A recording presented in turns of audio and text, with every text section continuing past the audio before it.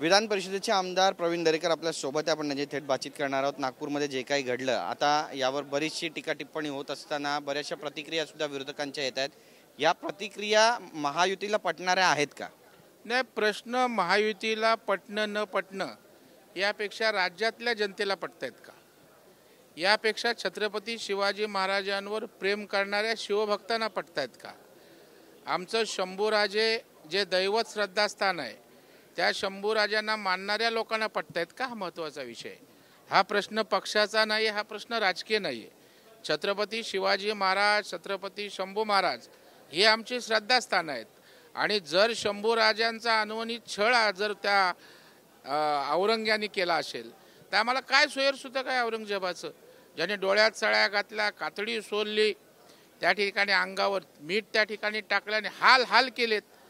आणि त्या हाल करणाऱ्या, छळ करणाऱ्या औरंग्याचं प्रेम कशाला पाहिजे?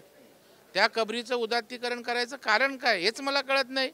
कुठला औरंगजेबी विचार अजून या महाराष्ट्रात वळवळतोय, याचाच त्या ठिकाणी खऱ्या अर्थाने शोध घेण्याची आवश्यकता आहे. अबू आझमी यांना तर निलंबित करण्यात आलेलं आहे, पण त्याचंच लोण जाऊन आता हे दंगलीत रूपांतर झालं अशी सुद्धा चर्चा झडते. यामध्ये तुम्हाला तथ्य वाटतं?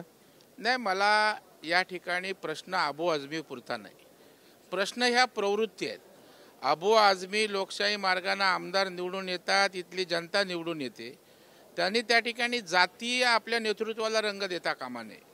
ते सर्वांचे आहेत, परंतु ते विशिष्ट समुदायाचंच लागून चालन करत असतील, औरंगजेबाचं उदात्तीकरण करणार असतील तर अशा प्रकारची कारवाई होणारच.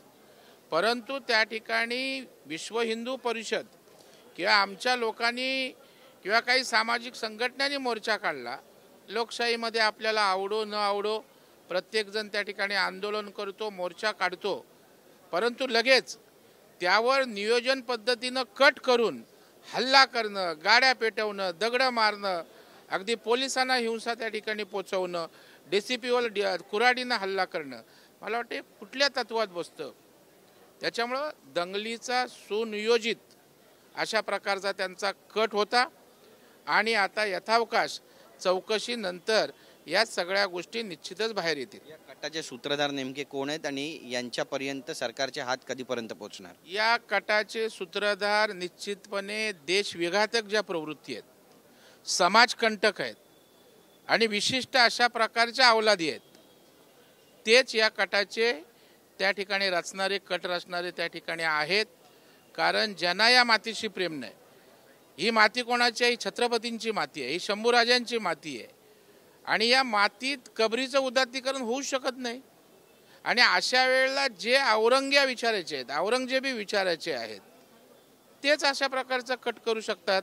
आता कोण काय मोकळेपणाने सांगण्याची आवश्यकता आहे का? दरेकर साहेब, तुम्हाला एक प्रश्न विचारायचा आहे. आणि उद्धव बाळासाहेब ठाकरे यांच्या पक्षाचे जे प्रवक्ते आहेत संजय राऊत, ते म्हणतात की कुठेतरी ही संघाची नीती आहे आणि छत्रपती शिवाजी महाराज आणि शंभूजी महाराज यांचं नाव महाराष्ट्रातूनच जायला पाहिजे, त्यांचं नाव कोणी घेऊ नये यासाठी रचलेला हा सगळा कट आहे. म्हणजे संजय राऊतांचं वक्तव्य म्हणजे येड्याचा खुळखुळा असतो तसं आहे.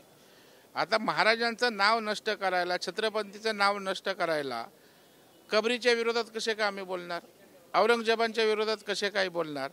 संजय राऊतांना वड्याचं तेल वांग्यावर कसं काढायचं हे नेमकं माहीत आहे. आणि विरुद्ध काहीतरी बोललं नाही प्रवाहाच्या तर तुम्ही पब्लिसिटी देणार नाही.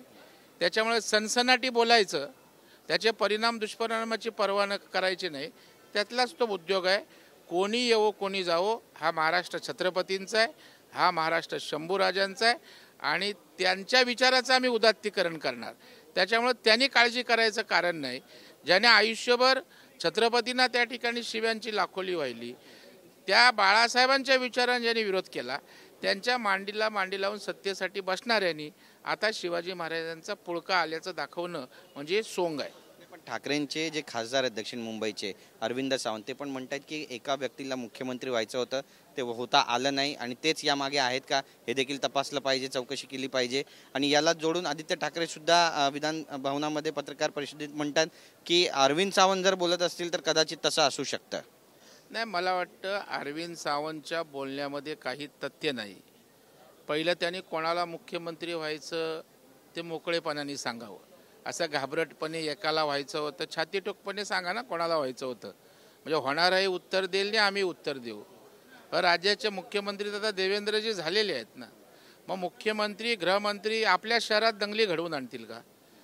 आज राज्य चालवत असताना कुठला मुख्यमंत्री असा आहे, कुठला गृहमंत्री आहे की त्याला दंगलीची आवश्यकता आहे?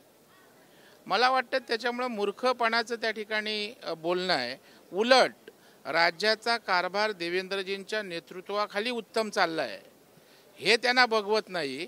आणि मग देवेंद्रजींना डिस्टर्ब कसं करायचं, त्यांना त्या ठिकाणी राज्य कारभार करत असताना ते कसे विचलित होतील यासाठी वेगवेगळ्या प्रकारचे डाव आहेत. त्यातला हा नियोजित कट आहे. एक शेवटचा प्रश्न आहे. काही दिवसांपूर्वी आपण पाहिलं की काँग्रेसचे जे प्रदेशाध्यक्ष हर्षवर्धन सकपाळ त्यांनी औरंगजेबाची तुलना देवेंद्र फडणवीस यांच्याशी केली होती. देवेंद्र फडणवीस यांची औरंगजेबाशी तुलना केली होती. आता ते म्हणतात की माझ्या विधानावर ठाम आहे, मी त्यांच्या कार्यपद्धतीची तुलना केली होती आणि तशाच पद्धतीनं काम सुरू आहे. अजूनही ते आपल्या भूमिकेवर ठाम आहेत. कसं उत्तर द्या? मला पहिलं हर्षवर्धन सकपाळ कोण हे पहिलं डोकं खाजून आठवायला लागतं.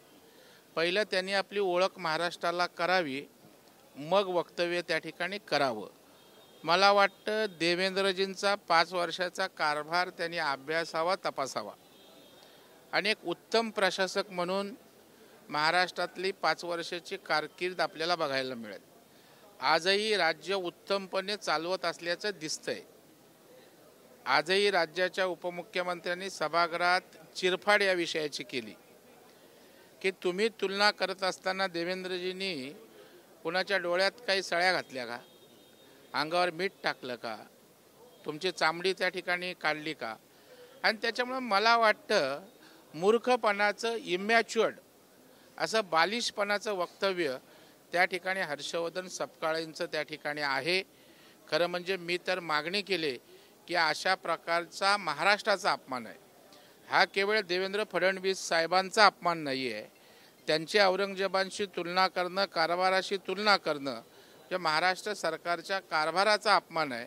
त्यामुळं हर्षवर्धन सकपाळ यांच्यावरच त्या ठिकाणी कारवाई करावी अशा प्रकारची मी मागणी त्या ठिकाणी केली.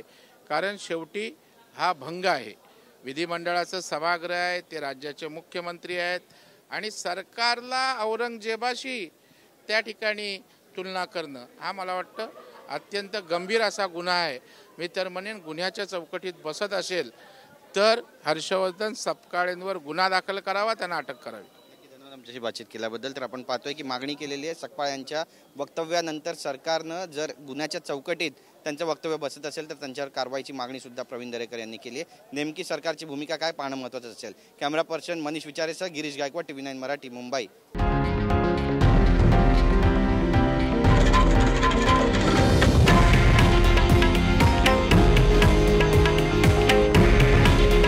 हे आहे देशातील नंबर 1 न्यूज नेटवर्क आणि आपण पाहत आहात TV9 मराठी.